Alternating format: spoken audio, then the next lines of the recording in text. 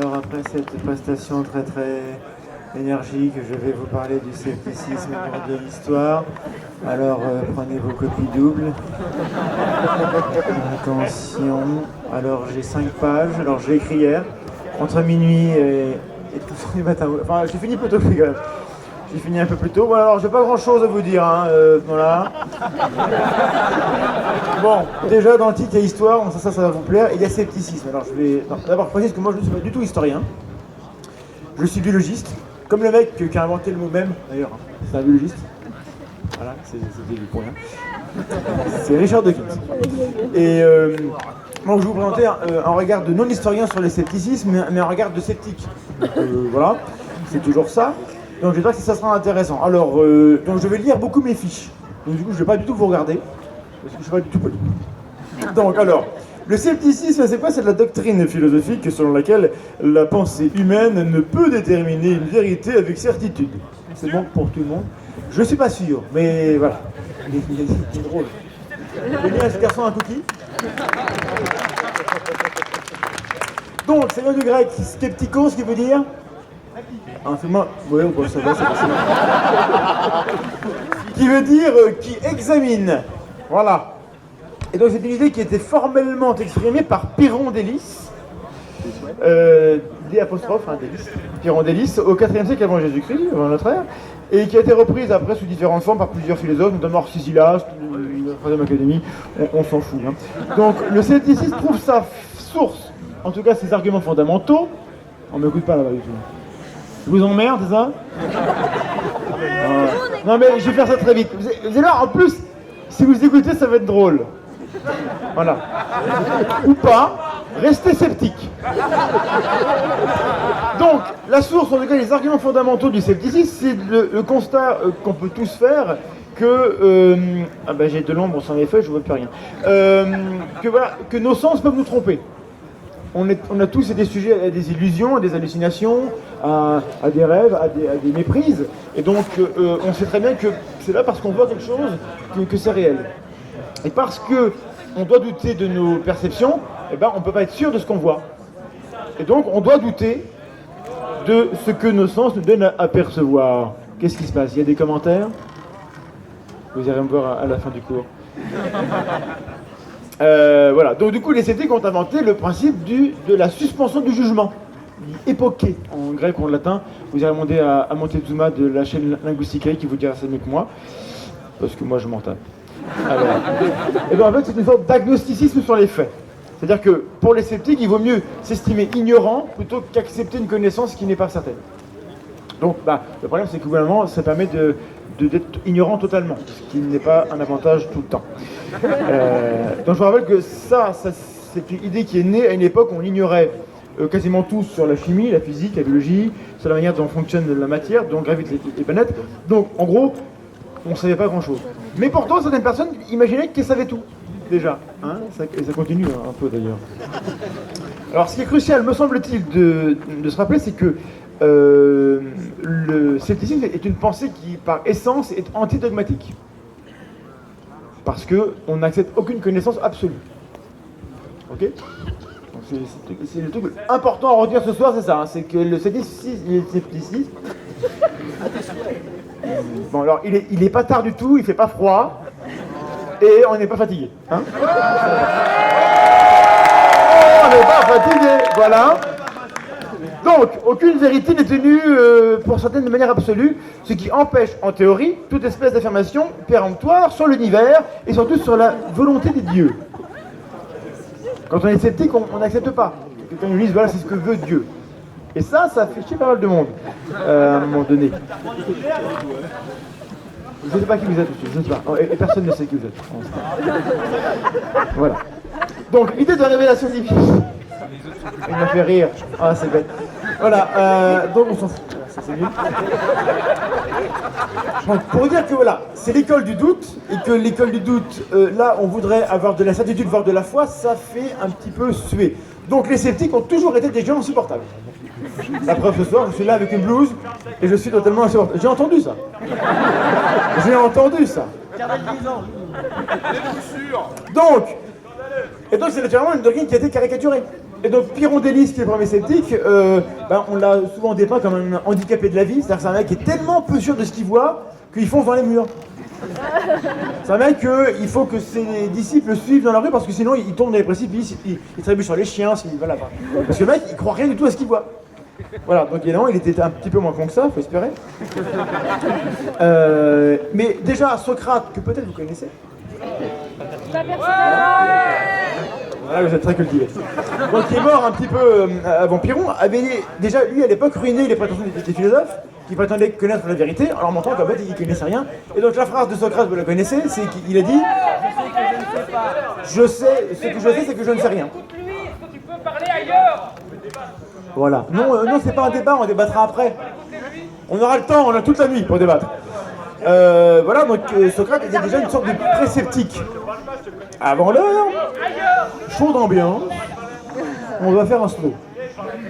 On danse? Non, bon. Alors, et du coup, on sait comment Socrate a fini, hein, on l'a un petit peu forcé à boire une petite boisson acidulée, parce qu'il était un petit peu trop athée sur les bords.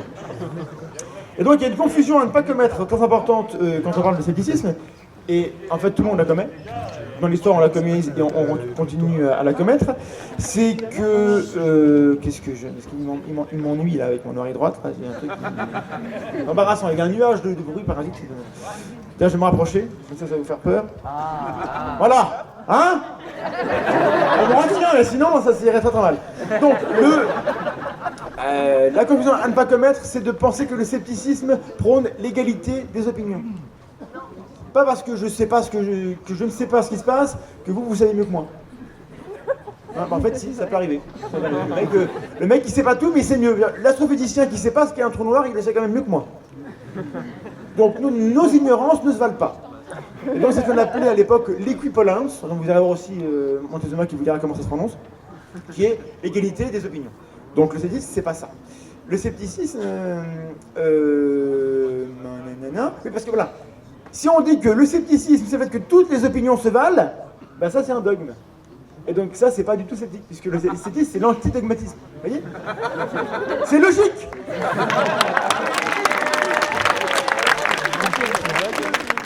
Donc Dieu existe. Non, c'est pas ça. Pardonnez ma logique. Alors après, qu'est-ce que ça c'est chiant. Donc voilà. Le scepticisme c'est l'obligation d'être toujours ouvert à la réfutation. Et ça, la réflexion, c'est important parce qu'on va venir un peu après. Dans la science, quand on veut faire la différence entre ce qui est scientifique et ce qui ne l'est pas, ce qui est scientifique, c'est une proposition, je bafouille, qui est réfutable. Et donc la réfutation est importante et c'est déjà du scepticisme. Alors après, ça c'est la page 3, elle est très jolie. Et donc, alors voilà, donc, l'histoire du scepticisme, c'est qu'au Moyen-Âge, on a redécouvert, à travers les croisades et à travers l'Andalousie, les philosophes antiques qui étaient traduits en arabe et donc on a retrouvé.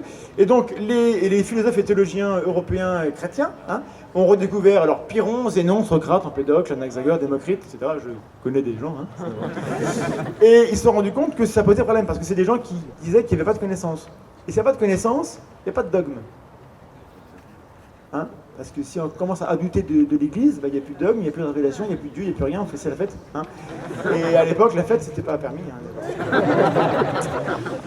Alors du coup, comme c'était des sociétés dominées par le monothéisme, dans un contexte dogmatique, on y revient, il fallait absolument prouver que les sceptiques avaient tort. Et ça, c'est très dur, parce que les sceptiques, ils n'ont pas tort. Comme ça, ils ne les savaient pas. Pas totalement tort. Donc, il y a sceptique et sceptique. Je vous dirai ça c'est ma conclusion. Donc on ne va pas trop brûler les étapes. Parce que voilà, ça j'ai dit. Donc alors, comment les philosophes et les théologiens sont sortis les doigts pour dire, bon alors les sceptiques disent ça, c'est vrai qu'il faut douter de nos perceptions, parce qu'on peut avoir tort, c'est vrai qu'on n'est jamais trop sûr de rien, parce que c'est ça, mais ils se sont dit, on a une parade, on va d'abord poser ce qu'on est certain d'avoir pour vrai, et puis de ça on pourrait dire que du coup on sait que c'est vrai. Et donc ils ont trouvé que c'était Dieu. Comme Dieu existe parce que Dieu existe, du coup on sait que Dieu existe. Donc le scepticisme a tort. Alors je suis d'accord que bon, c'est pas de moi. Je suis d'accord que c'est pas extraordinairement subtil ou puissant, mais pendant 1000 ans ça a fonctionné plus ou moins. Et donc voilà, donc c'est une vérité qui vient de l'intérieur. c'est une révélation, ça ne s'explique pas, donc on n'en doute pas, donc on n'a pas à l'expliquer. Merci bien, merci de passer, au revoir. Donc le chèque est mat. Mais du coup, à la Renaissance, oui, on fait une histoire. À la Renaissance, après, on en est arrivé à l'étape où la connaissance est devenue expérimentale, la philosophie a donné naissance à la science, et on s'est rendu compte que c'était mieux de tester les choses. Plutôt que de dire c'est comme ça, et puis parce que c'est comme ça, que j'aime bien, on dit c'est comme ça, puis je vais tester pour voir. Et puis des fois, ah bah non. Et puis du coup, on corrige et on s'améliore. Et du coup, la dimension expérimentale a fait que ça a tout chamboulé, et donc on cesse de produire des hypothèses ad hoc pour renforcer un système, et maintenant on va chercher à réfuter les hypothèses. Ok? Pourquoi je dis ça? Je sais plus, j'ai perdu mon fil. Aristote. Oui, Aristote, non, c'était avant la Renaissance, c'était juste avant. Vous connaissez la théorie du temps manquant. Le Moyen-Âge n'a pas existé. On est passé de l'Antiquité à la Renaissance et on a tout inventé. C'est à cause des Illuminati de la CIA. C'est irréfutable, hein, c'est comme ça. Mais du coup, en admettant que le Moyen-Âge ait existé et qu'il ait précédé la Renaissance, du coup, on est arrivé à un moment où on voulait expérimenter les choses pour les tester. Et le scepticisme scientifique, c'est ça, c'est qu'on est d'abord sceptique par rapport aux faits. Si vous venez me dire que la Lune est un fromage, je vous dis bon, ok, bon, je vais rester d'abord sceptique, tu m'amènes un morceau, on vérifie si c'est du gruyère ou du camembert, et puis après, on continue. Vous voyez? Bon. Il y a un fil conducteur, non? Et si votre hypothèse est fausse, elle est morte et on fait un désiré. Un requiem. Vous êtes vraiment généreux, hein, c'est l'écouter à chier. Hein. Ou là, vous n'avez pas de goût, mais on ne peut pas le dire, vous êtes public, vous avez toujours raison. Du coup, alors, qu'est-ce que je vous raconte après? Ça, c'est intéressant, mais ça, c'est un peu chiant. Donc, alors, la limite des scepticismes, c'est qu'à un moment donné, douter, c'est bien. Il faut douter des choses pour les vérifier, mais à un moment donné, il faut arrêter de douter. Genre le 11 septembre, c'est bien, il faut douter de ce qui s'est passé, mais de là à douter de tout, c'est beaucoup. De là à douter que les vaccins ont un effet, de la théorie d'évolution, de la gravitation, et des gens qui font ça avec leurs mains. Pour rien d'ailleurs. Donc le doute a ses limites. Parce que lorsqu'on a un doute qui s'applique et qui devient une fin en soi, on a un doute qui devient dogmatique. Du coup, c'est pas du scepticisme.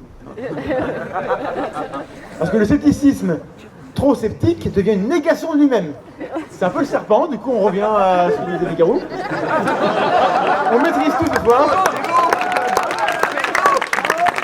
Voilà.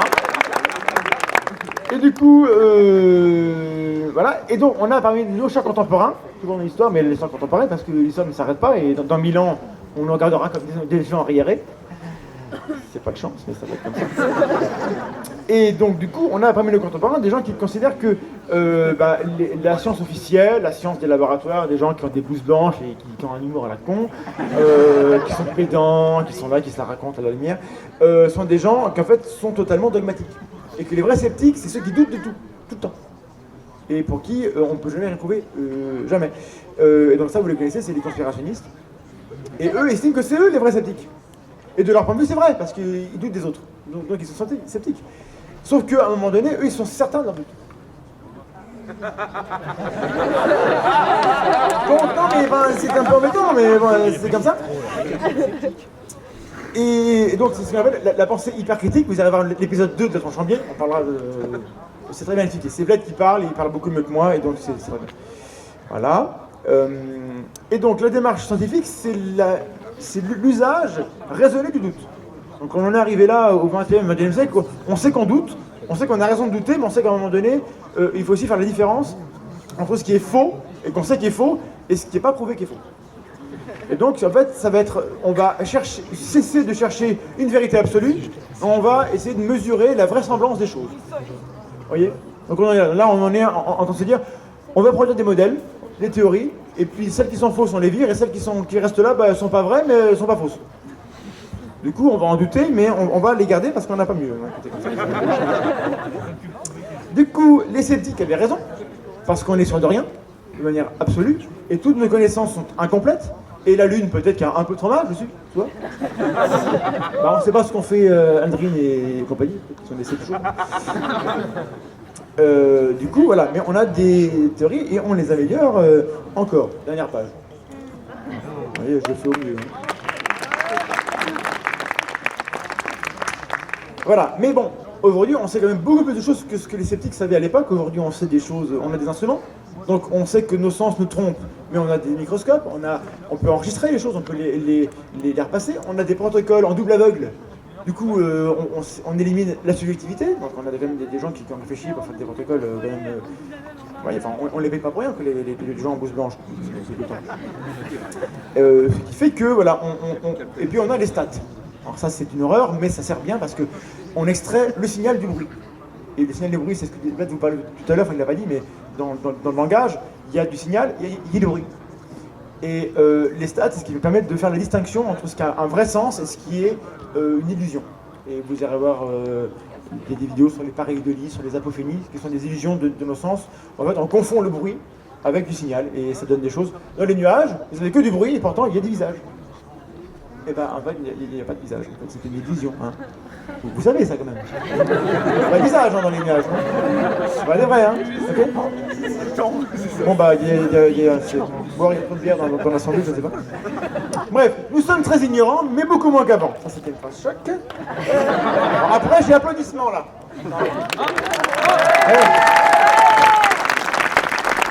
Et pour conclure en quelques mots, le scepticisme, là, du coup je vais lire, parce que c'était bien, le scepticisme ne peut pas être une excuse pour défendre un point de vue irrationnel ou incohérent ou contraire à ce que nous disent les faits. Nous avons derrière nous 25 siècles de philosophie qui en témoignent. Merci.